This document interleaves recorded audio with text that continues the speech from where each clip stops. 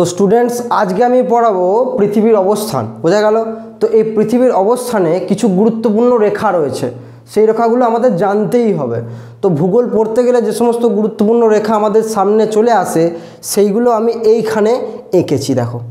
তো প্রথমে দেখবো আমরা এটা উত্তর, এটা দক্ষিণ, এটা পূর্ব আর এটা পশ্চিম। বোঝা গেল? তো এখানে কি হয়, এখানে দুটো রেখা মাঝ বরাবর থাকে, একটা উত্তর দক্ষিণে মাঝ বরাবর রেখা থাকে আর একটা পূর্ব পশ্চিমে মাঝ বরাবর রেখা থাকে। যেটা পূর্বে ও পশ্চিমে পৃথিবীর মাঝ বরাবর অঙ্কিত একটা কাল্পনিক রেখা, সেটা হচ্ছে নিরক্ষরেখা। নিশ্চয়ই তোমরা দেখে বুঝতে পারছো, ঠিক মাঝখান দিয়ে গেছে আর পৃথিবীর মাঝখান দিয়ে গেছে আর একটা কাল্পনিক রেখা যেটা কল্পনা করে আঁকা হয়েছে। তো এটাই হচ্ছে নিরক্ষরেখা। এবার এই নিরক্ষরেখার সমান্তরালে পূর্বে পশ্চিমে অসংখ্য রেখা দেখা যায়, সেইগুলোকে বলা হয় এক একটা অক্ষরেখা। বোঝা যাচ্ছে? ছবি দেখলেই বুঝতে পারবে ঠিক নিরক্ষরেখার প্যারালালে বা সমান্তরালে কি হয়, পূর্বে পশ্চিমে বিস্তৃত অসংখ্য কাল্পনিক রেখা, সেটাকে বলা হয় অক্ষরেখা। এবার আমরা যদি চলে আসি উত্তর দক্ষিণ বিভাজনে, তাহলে দেখব উত্তর দক্ষিণে পৃথিবীর মাঝ বরাবর বিস্তৃত একটা কাল্পনিক রেখা, যার নাম কি মূল মধ্যরেখা। বোঝা যাচ্ছে? তো মাঝখান দিয়ে গেছে বলে এই রেখাটার নাম মূল মধ্যরেখা। বোঝা গেল? তো এটা হচ্ছে উত্তর দক্ষিণে প্রসারিত একটা কাল্পনিক রেখা, যেটা পৃথিবীর মাঝখান দিয়ে গেছে। এবার আমরা দেখব ঠিক আগের মতোই অক্ষরেখার যে ব্যাপারটা আমরা তোমাদের সামনে আলোচনা করেছি, কোনটা, এই যে নিরক্ষরেখার সমান্তরালে পূর্ব পশ্চিমে বিস্তৃত অসংখ্য কাল্পনিক রেখা যেমনভাবে অক্ষরেখা, ঠিক তেমনভাবে উত্তর দক্ষিণে বিভাজিত মূল মধ্যরেখার সমান্তরালে যে সমস্ত কাল্পনিক রেখা রয়েছে সেগুলোকে বলা হয় দ্রাঘিমা রেখা। এই দেখো এইখানে আমি লিখেছি সেটা। বোঝা গেল? এবার আরও কিছু রেখা দেখে নেব, যেগুলো দেখো প্রথমে দেখব যেটা আমরা আগেই পড়েছি, সেটা কি নিরক্ষরেখা, যেটা কি পূর্বে পশ্চিমে বিস্তৃত পৃথিবীর মাঝ বরাবর একটা কাল্পনিক রেখা। ঠিক তার ওপরে রয়েছে কর্কট ক্রান্তি রেখা, যেটা হচ্ছে 0 ডিগ্রি থেকে 23.5 ডিগ্রি। দেখো 0 ডিগ্রি থেকে 23.5 ডিগ্রি অবধি পর্যন্ত বিস্তৃত একটা কাল্পনিক রেখা, সেটা হচ্ছে কর্কট ক্রান্তি রেখা। এবার এখানে যদি আমি সূর্যকে আঁকি, তাহলে নিশ্চয়ই বুঝতে পারছো কোন জায়গাটা বেশি উত্তপ্ত হবে, কোন জায়গাটা বেশি উত্তপ্ত হবে, ঠিক এই জায়গাটা।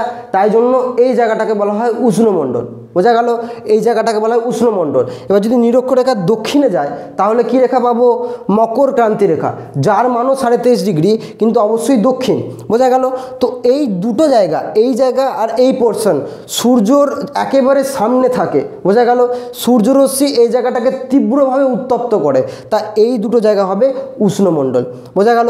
এবার যদি কর্কট ক্রান্তির রেখা থেকে আমরা যদি আরও একটু এগিয়ে যাই, তাহলে পাবো সুমেরু বৃত্ত রেখা। বোঝা গেল?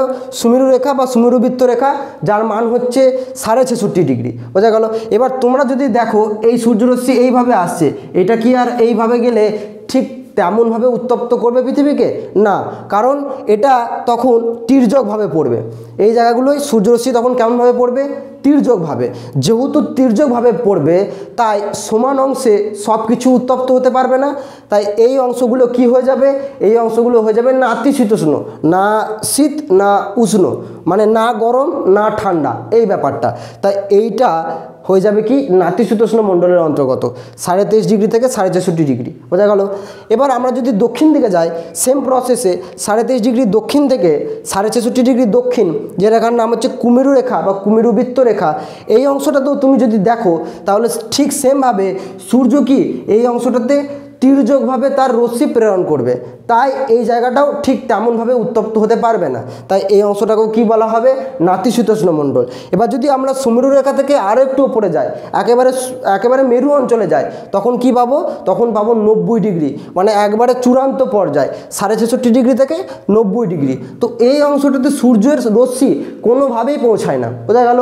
এই অংশটাতে সূর্যের রশ্মি কোনোভাবেই পৌঁছায় না, তাই এই অংশটাতে টানা 6 মাস রাত রাত আর 6 মাস দিন সংগঠিত হয়। বোঝা গেল? এই যে অংশটা, এই অংশটাতে সূর্যরশ্মি পৌঁছাতে পারে না বলে এই অংশটাকে বলা হয় হিমমণ্ডল। মানে প্রচণ্ড ঠান্ডা আর 6 মাস দিন টানা, 6 মাস রাত টানা, এই জন্য এই অংশটাকে বলা হয় হিমমণ্ডল। সেম প্রসেসে যদি আমরা দক্ষিণ দিকে যাই তাহলে 66.5 ডিগ্রি থেকে 90 ডিগ্রি এই অংশটাতেও সূর্যরশ্মি কী হতে পারছে না, লম্বভাবে প্রেরণ হতে পারছে না, তির্যকভাবে প্রেরণ হচ্ছে, তাই এই অংশটাও সমানভাবে উত্তপ্ত হতে পারছে না, তাই এই অংশটাকে কী বলা হবে, সেম প্রসেসে হিমমণ্ডল। তাহলে বুঝতে পারলে যে আমরা তাহলে কোন জায়গাটায় আছি, আমরা আছি এই জায়গায় কর্কটক্রান্তি রেখায়।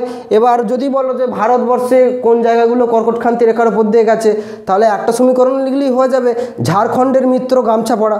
এবার যদি বলো কি করে হয়, তো ঝাড়খণ্ডের ঝাড়খণ্ড, এম ফর কি, এম ফর হচ্ছে মধ্যপ্রদেশ, ঠিক আছে, আর ত্র ফর কি ত্রিপুরা, ঠিক আছে, গামছা G for Gujarat, M for Mizoram, ঠিক আছে, ছ ফর ছত্তিশগড়, আর একটা হচ্ছে প দিয়ে পশ্চিমবঙ্গ, আর একবারে রা আছে না, র ফর রাজস্থান। বুঝতে পারলে? তাহলে এইভাবেই মুখস্থ করতে হয়, ঝাড়খণ্ডের মিত্র গামছা পরা।